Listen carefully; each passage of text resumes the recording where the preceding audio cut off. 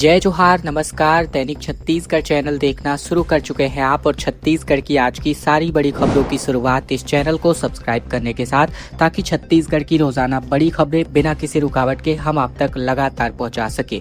छत्तीसगढ़ में भारी बारिश की वजह से मुंगेली जिले में हालात बिगड़ चुके हैं। वनांचल में हो रही लगातार भारी बारिश को देखते हुए जिला प्रशासन पूरी तरीके से अलर्ट मोड पर है। कलेक्टर कुंदन कुमार के निर्देश पर देर रात प्रशासनिक अधिकारियों ने संभावित बाढ़ और जल भराव वाले क्षेत्रों का निरीक्षण किया। प्रभावित इलाकों में राहत और सुरक्षा के इंतजामात किए जा रहे हैं।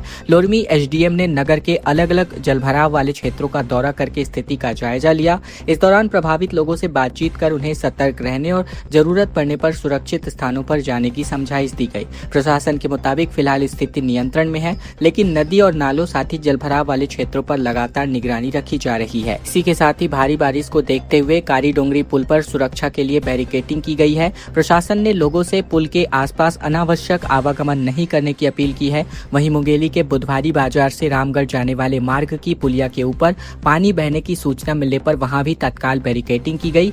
एसडीएम अजय सतरन ने मौके पर पहुंचकर स्थिति का निरीक्षण किया। भारी बारिश के कारण अचानक मार मनियारी नदी के पास भी प्रशासन ने निगरानी बढ़ा दी है।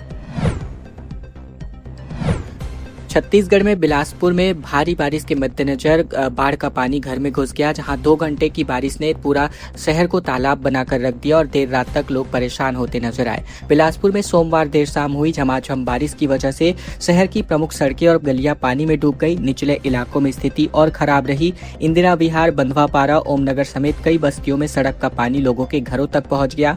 देर रात लोग बाल्टी के सहारे घरों से पानी निकालते रहे। शहर के प्रमुख सड़कों पर पानी भरने के कारण यातायात प्रभावित हुआ और जाम की स्थिति बन गई। श्रीकांत वर्मा मार्ग और सरकंडा मेन रोड पर सड़क का एक बड़ा हिस्सा पानी में डूबा रहा। दोपहिया वाहन चालकों को पानी के बीच सड़कों पर से निकलना पड़ा। कई जगहों पर पानी इतना भर गया था कि सड़क और नाली का अंतर तक नजर नहीं आ रहा था। शाम के समय बाजार और काम से वापस लौट रहे लोगों को घर पहुंचने में सबसे ज्यादा दिक्कतों का सामना करना पड़ा। शहर के कई ऐसे इलाके हैं जहां पहले ही तेज बारिश के साथ ही जलभराव की स्थिति बन जाती है। इसके बावजूद इन जगहों पर स्थायी जल निकासी की कोई व्यवस्था नहीं हो पाई है। कहीं नालियां छोटी हैं तो कहीं उनका आउटलेट पर्याप्त नहीं है। कई जगह कचरा और गाद जमा होने की वजह से पानी की निकासी की क्षमता भी कम हो जाती है। बड़ी खबर छत्तीसगढ़ के धमतरी से, जहां महानदी तट पर काशी की तर्ज पर गंगा आरती का आयोजन हुआ। धमतरी में दूसरे सोमवार को श्रद्धालुओं की भारी भीड़ उमड़ पड़ी। हर हर महादेव के जयकारे गूंजते नजर आए। छत्तीसगढ़ के धमतरी के महानदी तट स्थित रुद्रेश्वर घाट का दूसरा सोमवार भव्य महागंगा आरती का आयोजन यहां पर किया गया। काशी की तर्ज पर आयोजित इस महाआरती में पंडितों ने विधि विधान के साथ पूजा अर्चना की और इस दौरान आतिशबाजी के साथ साथ हर हर महादेव के जयकारे गूंज उठे, जिससे देर रात श्रद्धालु भक्ति में लीन नजर आए। ये आयोजन धमतरी जिले के महानदी तट पर रुद्रेश्वर घाट में पहली बार भव्य रूप से किया जा रहा है। दूसरे सोमवार को शाम 6 बजे से ही भक्तों की भीड़ यहां पर जुटना शुरू हो गई थी। देर रात तक यहां इस भव्य गंगा आरती में धरसीवा के विधायक अनुज शर्मा मुख्य अतिथि के रूप में सम्मिलित हुए। शहर के गणमान्य नागरिकों समेत आसपास के क्षेत्रों से भी बड़ी संख्या में लोग इस आरती को देखने पहुंचे थे। गंगा आरती स्थल को तिरंगे की थीम पर सजाया गया था। इस भव्य आयोजन में 7 पंडितों ने प्रत्येक 51 दीपों से महानदी की आरती की और बच्चों द्वारा रंगारंग प्रस्तुतियां भी दी गई, जिसमें देशभक्ति और शिव गीतों का समावेश भी था। नेशनल हाईवे 45 को लेकर बड़ी खबर। बिलासपुर पेंड्रा हाईवे पर कीचड़ में लगातार गाड़ियां फंस रही हैं। 3 घंटे का सफर 6 से 8 घंटों में जाकर पूरा हो रहा है। पुल टूटने के बाद डायवर्जन पर भी लगातार रोज जाम लग रहा है। छत्तीसगढ़ के बिलासपुर रतनपुर से पेंड्रा केवची तक 510 करोड़ रुपए की लागत से सड़क का निर्माण कार्य प्रगति पर है। नेशनल हाईवे 45 परियोजना के अंतर्गत 97 किलोमीटर तक रोड बननी है, लेकिन लगातार बारिश के बाद सड़क के हालात और खराब हो चुके हैं। कई जगहों पर नई सड़क बनी हुई थी जो उखड़ चुकी है। 2 अगस्त को इसी नेशनल हाईवे पर बना 35 साल पुराना पुल 2 हिस्सों में टूट गया था, जिसके कारण कई रूट आज भी डाइवर्ट हैं। निर्माणाधीन हिस्सों में बनाए गए डाइवर्जन रास्ते कीचड़ और दलदल में तब्दील हो गए हैं। इसका असर बिलासपुर पेंड्रा आने जाने वाले लोगों पर पड़ रहा है। 2 से 3 किलोमीटर तक गाड़ियों का लंबा जाम लग रहा है। 3 घंटे का सफर अब 6 से 8 घंटे में जाकर पूरा हो रहा है। रोजाना इस रास्ते से गुजरने वाले राहगीर परेशान हैं। बता दें, जानकारी के मुताबिक 2 अगस्त को भी भारी बारिश के दबाव में बासाझाल का पुराना पुल बीच से डैमेज होकर के टूट गया था और इस दौरान यात्री बस भी इस पुल के नीचे फंस गई थी। यहाँ बनाए गए डायवर्जन पॉइंट पर भी भारी बारिश के कारण लगातार दलदल हो गया है, जिससे वाहन लगातार इसमें फंसते नजर आ रहे हैं। वहीं केंदा घाट, टिंगीपुर और बासाझाल के आसपास हालात सबसे ज्यादा खराब हैं। साथ ही मजवानी गांव में भी हालात बद से बदतर बताए जा रहे हैं। निर्माणाधीन पुल पुलियों के कारण बनाए गए वैकल्पिक रास्तों पर भी बारिश का पानी बहने की वजह से कई जगह आवागमन मुश्किल हो चुका है। 15 अगस्त से वाहनों के नियमों में बदलाव होने जा रहा है। लाइसेंस खत्म होने के बाद भी 30 दिन तक चलेगा। पहली गलती पर कई मामलों में चेतावनी देकर छोड़ा जाएगा।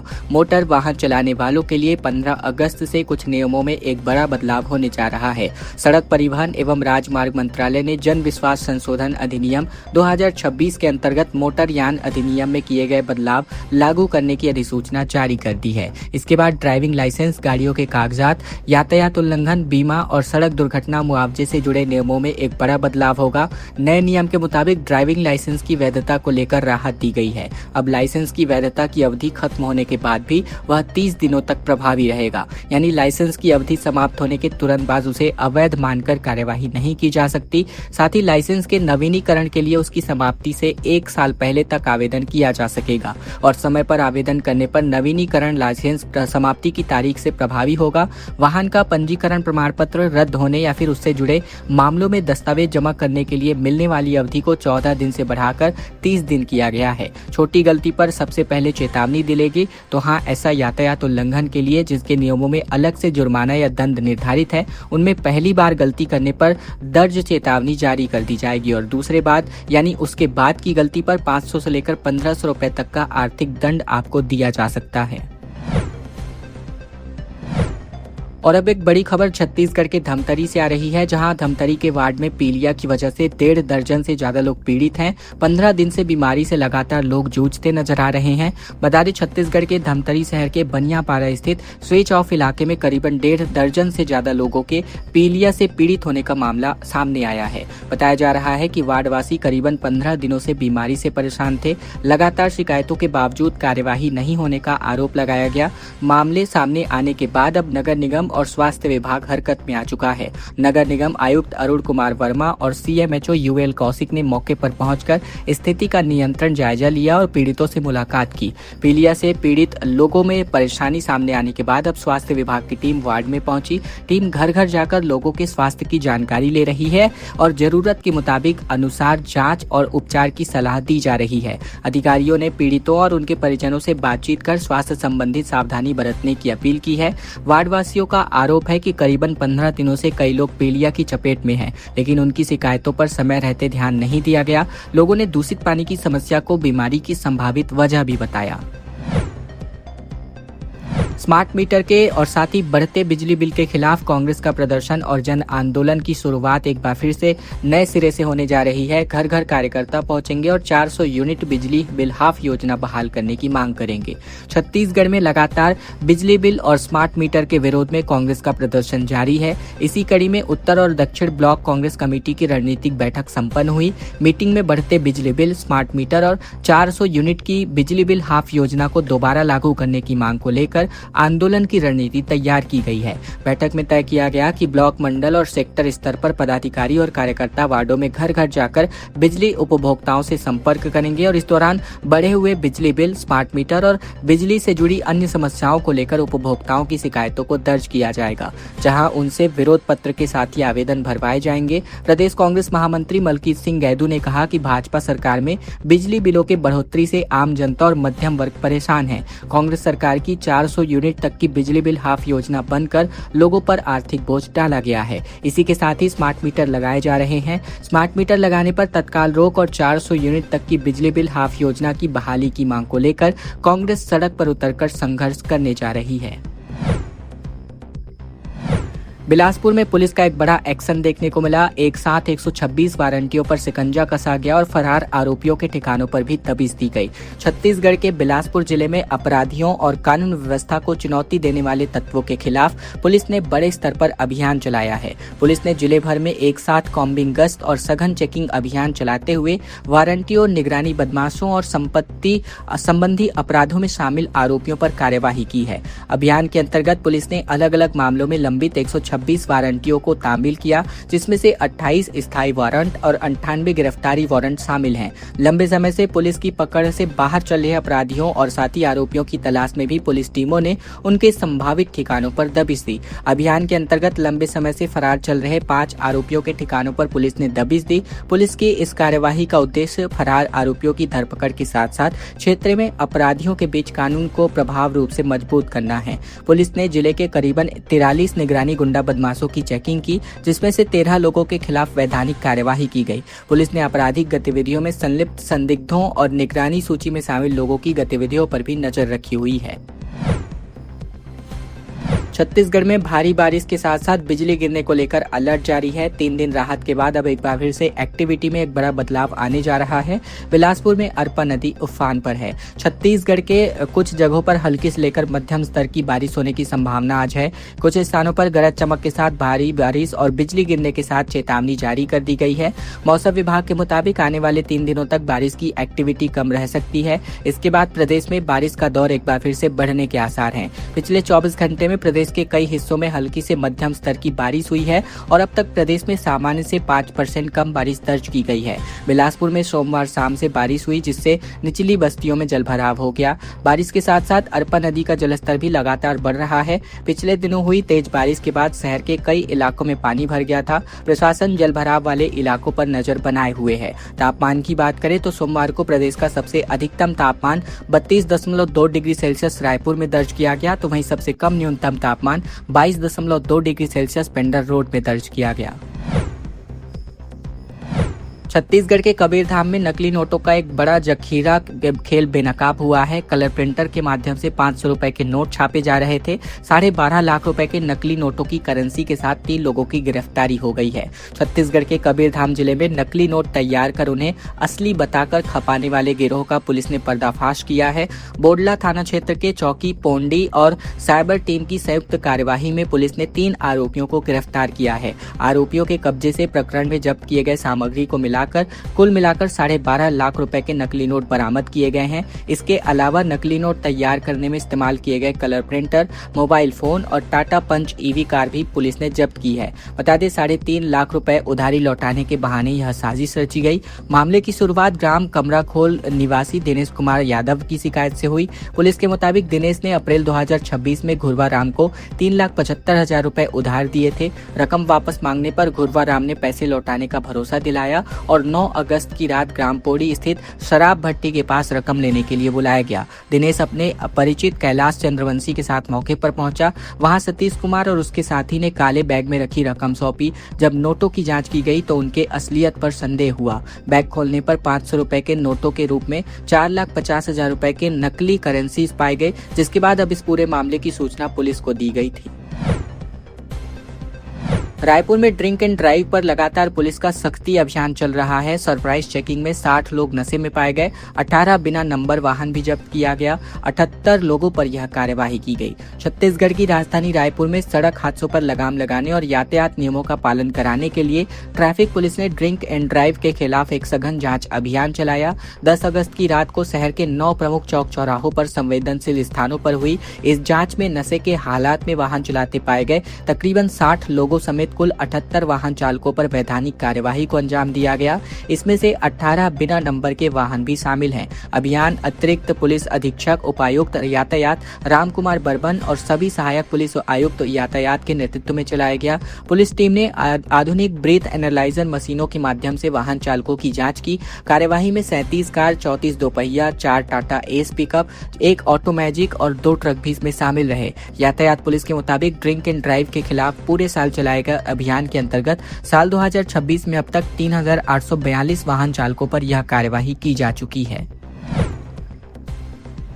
छत्तीसगढ़ पीएससी ने आखिरकार अपने एसआई और प्लाटून कमांडर मुख्य परीक्षा की तारीखों में बदलाव कर दिया है। शिक्षक भर्ती परीक्षा के तारीखों में टकराव के बाद ये फैसला किया गया। छत्तीसगढ़ में प्रतियोगी परीक्षाओं की तैयारी कर रहे अभ्यर्थियों के लिए बड़ी राहत की खबर है। शिक्षक भर्ती परीक्षा और सूबेदार या उप निरीक्षक संवर्ग या प्लाटून कमांडर मुख्य परीक्षा की तारीख एक ही दिन पड़ने से पैदा हुई परेशानी को देखते हुए अब मुख्य परीक्षा का शेड्यूल बदल दिया गया है। छत्तीसगढ़ लोक सेवा आयोग ने एसआई, सूबेदार और प्लाटून कमांडर के मुख्य परीक्षा 2024 को अब 2, 3 और 4 नवंबर 2026 को आयोजित करने का फैसला किया है। सीजीपीएससी ने सूबेदार या उप निरीक्षक या संवर्ग प्लाटून कमांडर परीक्षा 2024 की प्रारंभिक परीक्षा का परिणाम 4 अगस्त 2026 को जारी किया था। इसके बाद मुख्य परीक्षा के लिए 24, 25 और 26 अक्टूबर 2026 की संभावित तारीखों को तय किया गया था। इसी बीच 25 अक्टूबर को शिक्षक भर्ती की परीक्षा भी निर्धारित थी। ऐसे में दोनों परीक्षाओं की तैयारी कर रहे अभ्यर्थियों के सामने एक परीक्षा छोड़ने की स्थिति का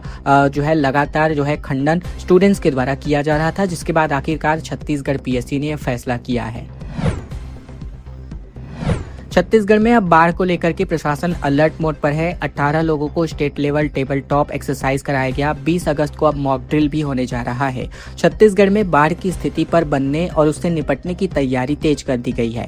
राष्ट्रीय आपदा प्रबंधन प्राधिकरण यानी एनडीएमए ने राज्य में बाढ़ से निपटने की तैयारी को लेकर विभागों के बीच आपसी तालमेल की जांच और 2 बड़े अभ्यास कराने का फैसला किया है। 18 अगस्त को राज्य स्तरीय टेबल टॉप एक्सरसाइज होने जा रही है, जबकि 20 अगस्त को मॉक ड्रिल करके वास्तविक स्थिति में राहत और बचाव कार्य की तैयारी को परखा जाएगा। 18 अगस्त को होने वाली टेबल टॉप एक्सरसाइज में बाढ़ की स्थिति को लेकर मान करके अधिकारियों से पूछा जाएगा कि ऐसी स्थिति में कौन सा विभाग क्या काम करेगा। इसमें राहत, बचाव और लोगों के लिए सुरक्षित जगह पहुंचाने और जरूरी सामान उपलब्ध कराने की पूरी प्रक्रिया की जांच होगी। इसके बाद 20 अगस्त को मॉक ड्रिल आयोजित होने जा रहा है, जिसमें बाढ़ जैसी स्थिति बनाकर राहत और बचाव टीमों को तैयारी को जमीन पर परखा जाएगा और इसका मकसद ये देखना है कि आपदा के समय अलग अलग विभाग कितनी जल्दी और कितनी एक दूसरी आपसी तालमेल के साथ काम कर सकते हैं।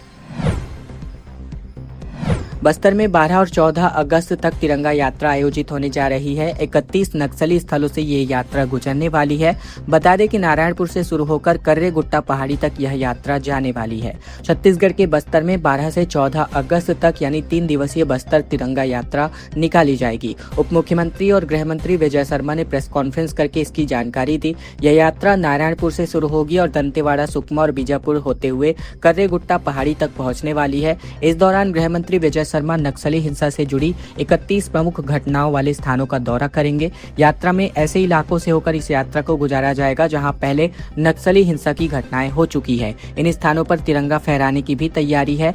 यात्रा के रास्ते में संबंधित नक्सली घटनाओं के पोस्टर लगाए जाएंगे। इन पोस्टर पर QR कोड भी होगा और इसे स्कैन करने पर इस घटना की तारीख, शहीद जवानों और घटना से जुड़ी दूसरी जानकारी भी सामने आ जाएगी। खबरों का सिलसिला बस यही तक का था। अगर आपको यह वीडियो अच्छी लगे, इस वीडियो को एक छोटा सा लाइक कर दीजिएगा। चैनल पर नए हैं तो चैनल को जरूर से सब्सक्राइब कर लीजिएगा। छत्तीसगढ़ की रोजाना बड़ी खबरों को जानने के लिए इस चैनल को सब्सक्राइब करने के साथ इस वीडियो को शेयर करना बिल्कुल मत भूलिएगा अपने दोस्तों और रिश्तेदारों तक, ताकि उन तक भी हम महत्वपूर्ण खबरें, छत्तीसगढ़ के समाचार बिना किसी रुकावट के रोजाना पहुंचाई जा सके।